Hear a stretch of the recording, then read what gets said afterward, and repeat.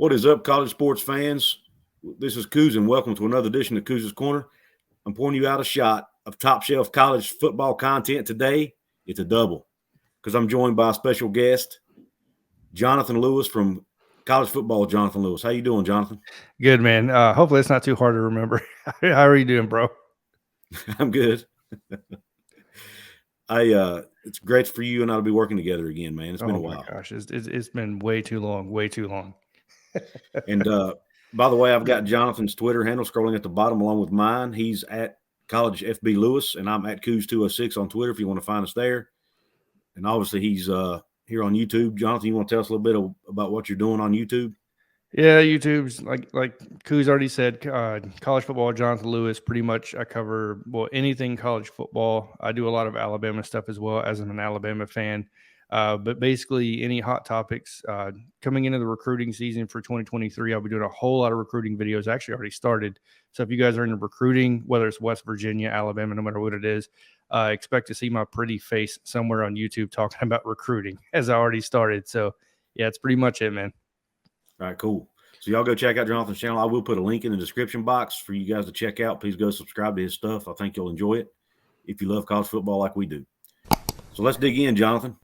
Since you're an Alabama fan, I wanted to bring you on. I've been really intrigued about what Alabama and Nick Saban have been doing in the transfer portal this offseason. Gotten some really good players. I look, 24/7 Sports has them rated at number 5 right now in the country.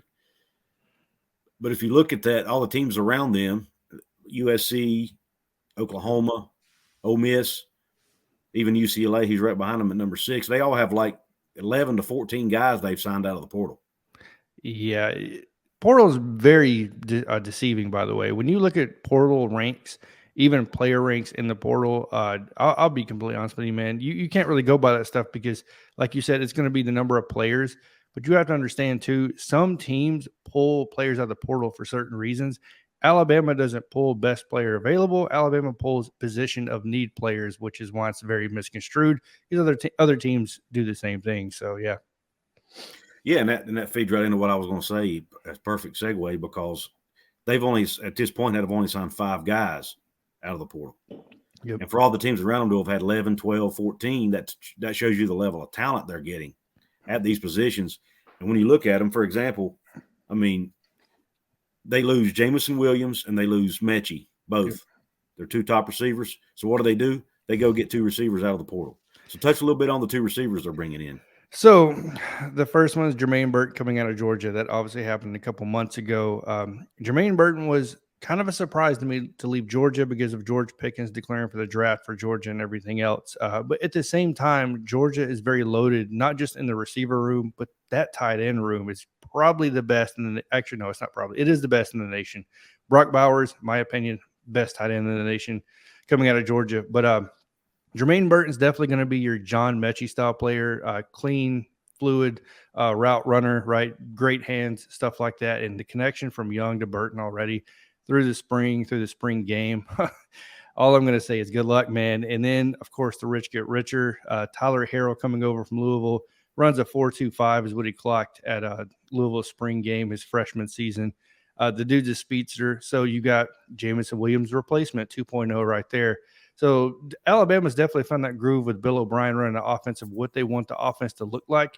And if they don't believe somebody in the room already can step up and do it, well, they're going to go get somebody that can. That's all there is to it at this point. Right. And you talked about Harrell. I was really impressed, I should say, with when I looked at his numbers, I thought he only had 18 catches. Yeah, 29.5 per catch. Yes. So, and then like 6 touchdowns. I mean, yes. The guy is an instant.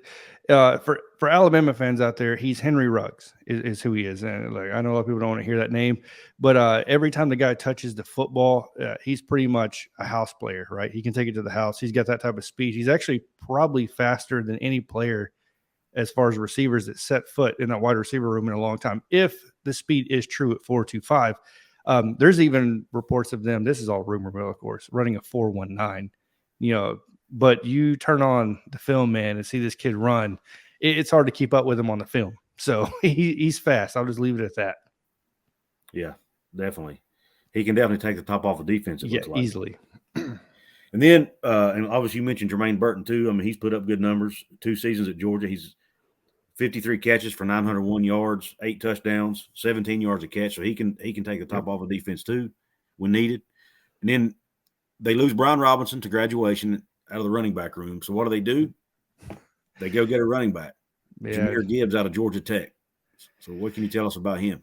Jahmyr Gibbs was, in my opinion, probably the most crucial piece of all this coming in. I know a lot of people are going to say the wide receiver because of losing those 2 guys. But here's the thing. Alabama hasn't had a really solid running back room in a while. And if it is, it's not healthy. So when you look at Najee, Najee was amazing. But the problem was everybody behind Najee, including Brian Robinson, couldn't stay healthy. Right. And this is the case coming into this season before we get Jahmyr Gibbs. You're talking about Trey Sanders, who's had 2 season-ending injuries, Jace McClellan, season-ending injury, and then Roydell Williams, season-ending injury. Kamar Wheaton, season-ending injury. Our entire backfield, outside of Brian Robinson, was injured with a season-ending injury over and over again. Apparently I just love saying that word, but it is what it is at this point. We even had Christian Leary, a wide receiver, at running back for us in 2 games. I don't think people paid attention to that. So when your wide receivers start playing running back at Alabama, you got problems. And I feel like Jahmyr Gibbs brought over the most special piece that you can, and that's called being available, right? Not having an injured past. And having him come in, catch the ball out of the backfield the way he does, he's really quick, really fast. I don't believe he's going to be like the star of the show. He's definitely going to be a key cog in this whole offense. But I think you're going to see a lot of, split reps between him, Trey Sanders, and definitely Jace McClellan. So, yeah, crazy. Yeah, I think it was a great pickup for him. Yeah. And he's not going to need to be the star of the show. I mean, you've got the Heisman-winning quarterback returning, along with these 2 great receivers. I mean, if they can just be decent in the running game, they're going to win a lot of football games. Yeah, what's different this year about a lot of Alabama offenses, and we'll just say since Lane Kiffin, right, and through 2016 till now, is that there isn't really that guy outside of the quarterback to be that guy. And I think that's important because we're really going to know what we have in our offense this year because of that. Because most years you're going to say, when Jameson Williams showed up, he was an immediate star. We knew what you were getting out of him. Like, he was the guy to blow the top off the defense. John Mechie had the sure hands, but it was Jermaine Burton's show, right? When Najee was there, it was Najee's show. So you knew kind of who was who. This year, that's not the case. A lot of people thought Agiya Hall was going to be that guy. Well, he's gone. He's in Texas. Jaleel Billingsley was going to be that guy. He's gone. He's in Texas. So with so many moving pieces and so many transfers coming in, I mean, we got more to talk about here. It's going to be really interesting to see who's going to take over and be that other leader outside of Bryce Young. So, yeah, you mentioned other ones. There's 2 more on my list here. Who would have thought that Alabama would be getting a player from Vanderbilt? Right? But offensive tackle Tyler Steen. What do you know about him? So here's the deal. I had Tony Sakalis from BamaCentral.com on my show, man, and he made some really great points about this because I got a lot of hate when I did the video on Tyler Steen coming to Alabama from Vanderbilt. So many Alabama fans were like, why are we picking up a guy from Vanderbilt? This doesn't make sense. He was a 3-star. He wasn't highly touted, nothing like that. Well, they're not always going to be highly touted guys. They're not all going to be 5 stars. Sometimes the experience is worth more than the star. Right, worth more than even the talent at some point. And that's the case with this guy. 33 starts. He's got the experience. He knows how to run the offensive line. He'll be a left tackle. There's no doubt about it. He should definitely be that guy from day one. He didn't, unfortunately, get to play in the spring game because he showed up, I think, the day after the spring game. But you're going to get to know him really quick because he's going to be, you know what I mean? He's definitely going to be the starter. Is he going to get drafted in the first 3 rounds? No, he's not. He's not that guy. But he's definitely going to improve our offensive line, which has been very suspect the past 2 seasons. So hopefully it improves a lot this year. Yeah, watching that Auburn game, I watched the Auburn game last year. Obviously, you watch more Alabama football than I do. God almighty, man. And, I mean, it was obvious in that game. They were having offensive line problems. Bro, so once again, he goes and addresses the need. And you're talking about experience. There's no position on the football field where experience is more important than offensive line. Yep. In my opinion, maybe with the exception of quarterback, but offensive line. But because these guys, I mean, number one, they grow up, they become more mature as far as their body. They have 3 to 4 more years in the weight room. That means a lot when you're trying to push 300-pound men backwards. That matters. Big old boys. Yes. So I agree there. And two, just because he's a 3-star, maybe he was an under-recruited kid. Mac a young Jones man, is I a should say. 3-star. JPC will kill me if I say kid. He kills me. I say that stuff all the time. I can't help it. I'm 37. I feel like they're kids in me. But Mac Jones was a 3-star when he came out. I mean, development, man. It all comes down to development. I mean, all these guys, West Virginia, no matter what school it is, that's what it comes down to. Yep. And then the last one on the list, another pickup from an SEC school. 3 of these 5 came from other SEC schools. Yeah, surprising to me. Nick Saban tried to warn them, right? Yeah. But you've got Eli Ricks from LSU, defensive back. What can you tell us about Mr. Ricks? Eli Ricks. Star of the show his freshman season at LSU. Gets banged up his sophomore season. Kind of loses the limelight with Derek Stingley Jr. I think the moment that Brian Kelly got brought in, Eli was gone. Because there's something that a lot of ex-cornerbacks that I've talked to or defensive backs that have said. A lot of them say that, look, a lot of positions outside of cornerback and quarterback can be comfortable with a new staff coming in. But they always tend, especially the defensive backs, say that when a new staff comes in, that's probably the most uncomfortable position to play with a new staff coming in, because it's typically nothing alike the old staff. Like every staff teaches different, supposedly, on the defensive backfield. I can ask Coach Jones about that because obviously he teaches defense, him. That was his biggest take when he left. He's like, look, I wasn't comfortable. And his mom even said it. She's like, we weren't comfortable with the staff coming in. We weren't sure what his role in the defense was going to be, even though this guy is a star in the making, right? He was going to be the number 2 guy behind Derek Stingley Jr., who's obviously going probably top 10 in this draft.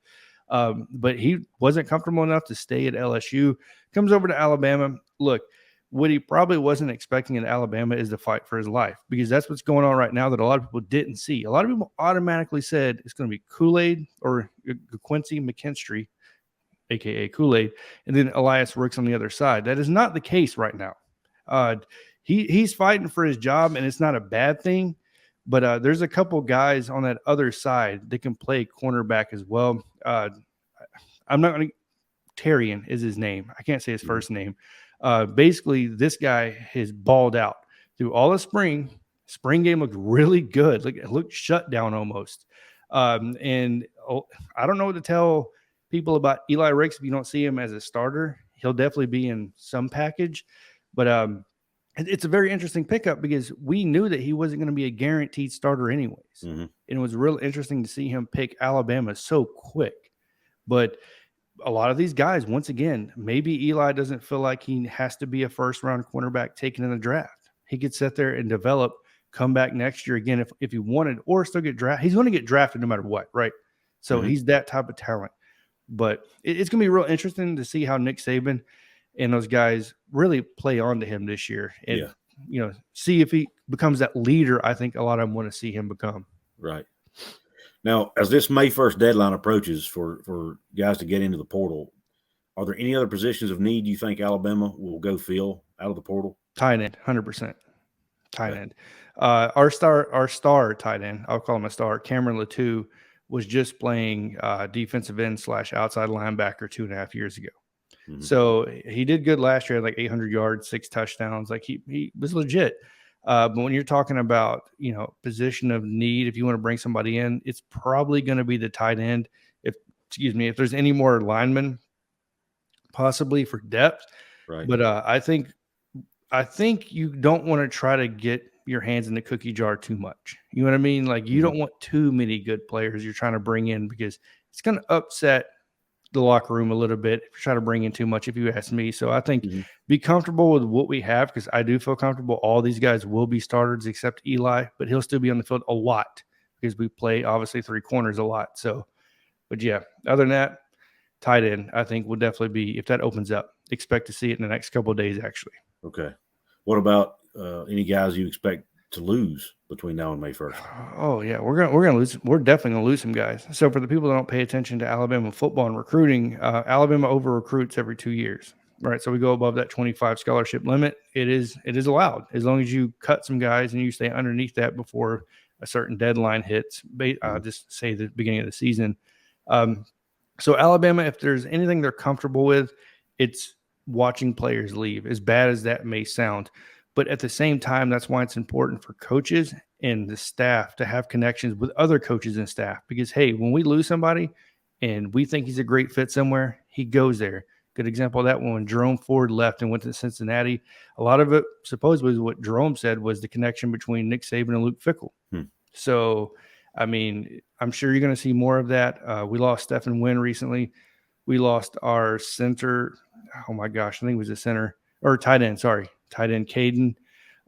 We also lost a defensive lineman, Stephen Wynn, and we lost somebody else. We lost 3 guys in the past 2 days, but we're probably going to lose a couple more. It is what it is at this point. It's dog eat dog.